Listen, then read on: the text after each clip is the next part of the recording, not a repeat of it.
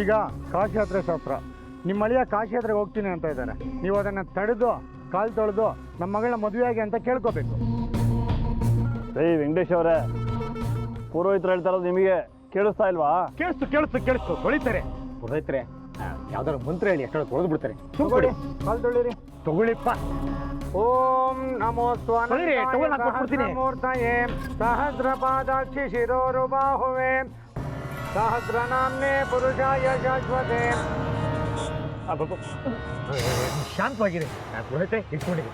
ಬಾವಾ ಬಾವಾ,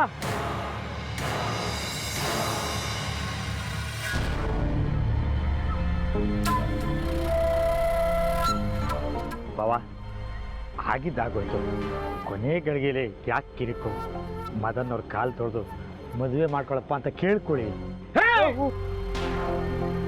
ನನ್ನ ಮಗಳನ್ನ ಮದುವೆ ಮಾಡ್ಕೊ ಅಂತ ನಾನು ಸತ್ತು ಕೇಳಲ್ಲ ಕಣೋ.